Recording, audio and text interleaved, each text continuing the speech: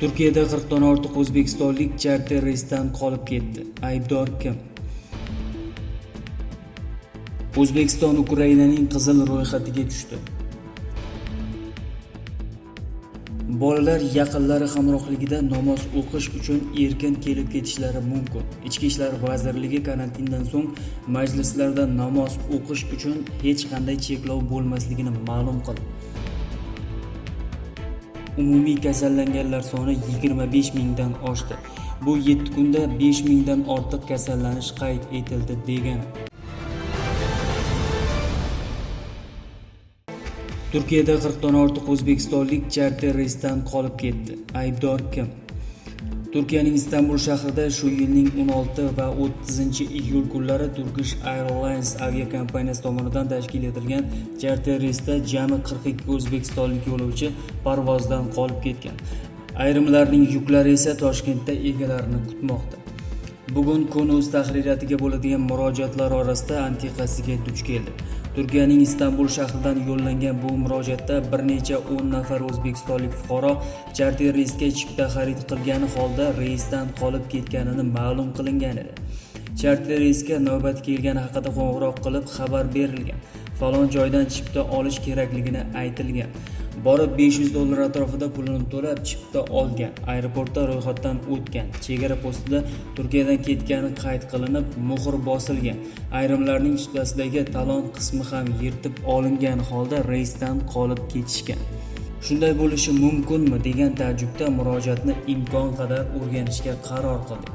Dastavval murojaat mazmuni haqida.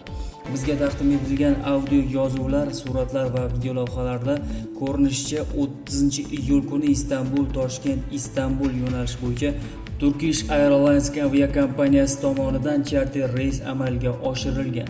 Tushuntirishlaricha, jami 31 o'zbekistonlik yo'lovchi qo'lida chiptasi bilan samolyotdan qolib ketgan. Ma'lum bo'lishicha, reys qatnovlar jadvali bo'yicha soat 15:30 ga belgilangan va o'z vaqtida parvozni amalga oshirgan. Biroq ular orasida yuklari Toshkentda o'z egalarini kutayotgan yo'lovchilar ham bor. Ayrimlarning chiptasi va pasportlariga chegara nazorati muhri ham bosilgan. Ba'zilarning chiptasi yirtilib, qo'liga taloni tutqazilgan holda parvozdan qolib ketganini qanday tushunish mumkin? Kun.uz muxbiri bog'langan o'zbekistonliklar charter reysdan qolib ketganlar orasida yuklari O'zbekistonga ketganlari borligini ma'lum qilishdi. Ular qo'llarida pasport bilan qolishgan holat.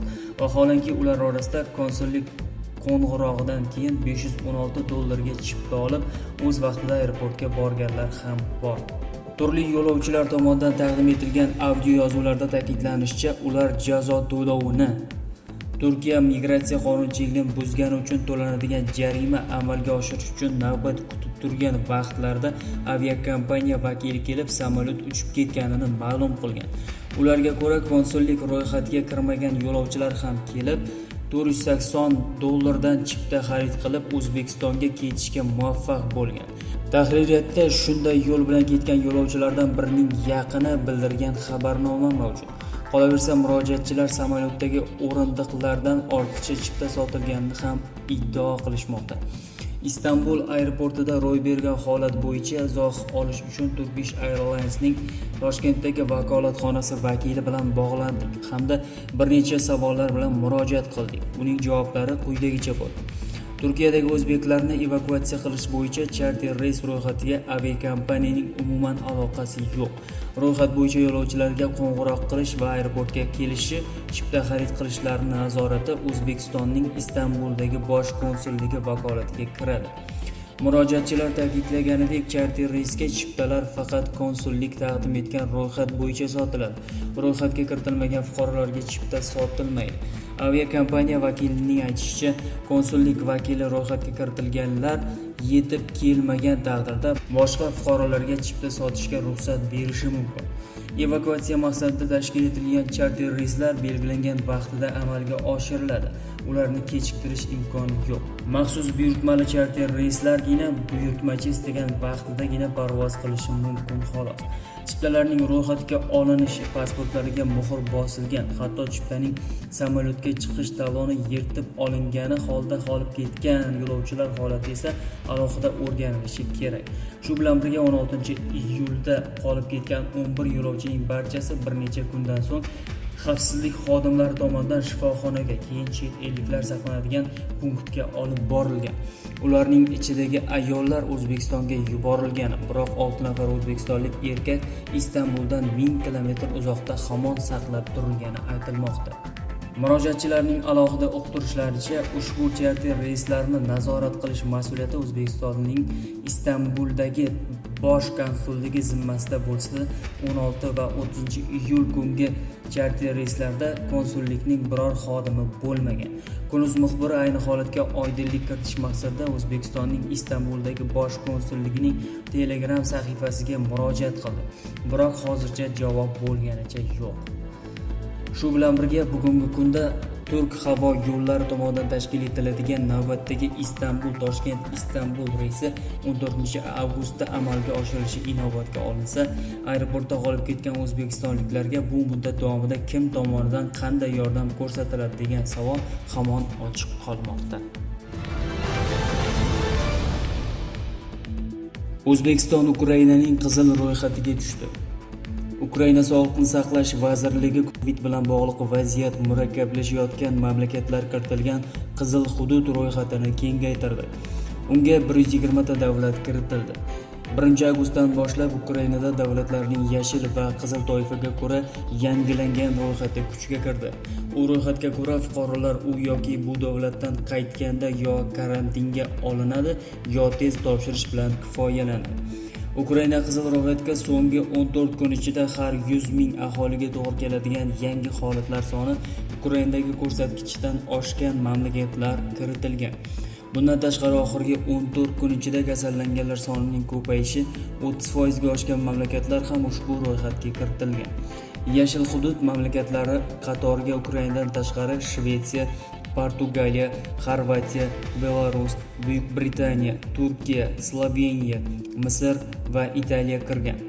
Qizil hududga Xitoy, Vengriya, Gruziya, Germaniya, Chexiya, Bolgariya, Albaniya, Chernogoriya, Polsha, Fransiya, O'zbekiston, Rossiya, Qirg'iziston va Qozog'iston kiritilgan. Qizig'i, qizil ro'yxatga Covid hali rasman tasdiqlanmagan Turkmaniston ham kiritilgan. Bolalar yaqinlari hamrohligida namoz o'qish uchun erkin kelib ketishlari mumkin. Ichki ishlar vazirligi karantindan so'ng majlislarda namoz o'qish uchun hech qanday cheklov bo'lmasligini ma'lum qildi. Ichki ishlar vazirligi O'zbekiston xalqini Qurbon hayiti bayrami bilan tabriklab, karantin choralari bekor qilinganidan so'ng mamlakatdagi barcha masjidlarda fuqarolarning hech qanday cheklovlarsiz namozlarni ado etishlari uchun zarur shart-sharoitlar yaratilishini ma'lum qildi. Albatta, dunyo miqyosida kuzatilayotgan pandemiya sharoitida O'zbekistonda ham boshqa davlatlardagi kabi namozlarni masjidlarda jamoa bilan o'qishda cheklovlar joriy qilindi. Bu cheklovlarning barchasi vaqtincha o'rnatilgan bo'lib, mamlakatimizda infeksiya tarqalish xavfi kamayishi bilan ularni bosqichma-bosqich yechish ko'zda tutilgan.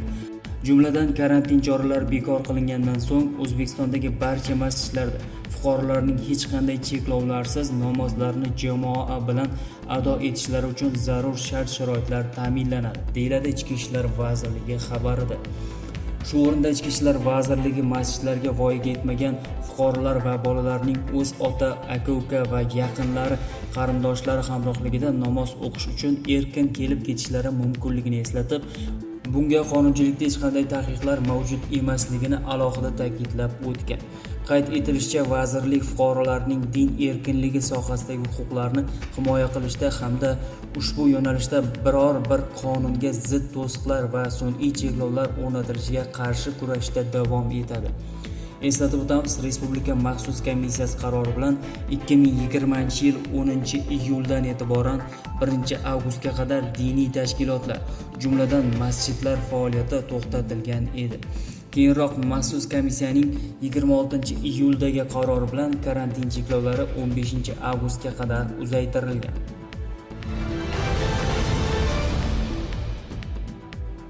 2020 yil 2 avgust kungi 257 ta kasallanish bilan umumiy kasallanganlar soni 25 mingdan oshdi.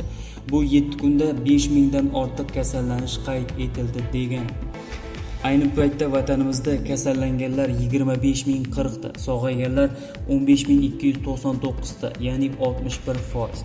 Vafot etganlar 148 ta. Tibbiyot muassasalarida davolanayotganlar 9592 ta, og'ir ahvolda 592 ta, o'ta og'ir ahvolda 185 ta. O'tayotgan hafta virus ortidan juda ko'p hodisalar ro'y berdiki, ko'plarini yoritishga ham ulgurmay qoldik. Bosh vazir o'rinbosari Barnoyev, Buxoro va Navoiy viloyat hokimlari, Sanitariya-epidemiologik nazorat davlat infeksiyasi boshlig'i, Sog'liqni saqlash vazirligida kasallik aniqlandi.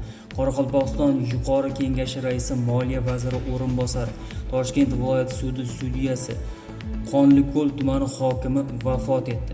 Azizlar, hayotimiz o'zimizga shirin. Hukumat ko'rsatmalariga rioya qilaylik. Zanjirni uzishda faol bo'laylik. Unga qarshi jangga kiraylik. Ushbu talab va ko'rsatmalarga rioya etib, unga zarbalar beraylik.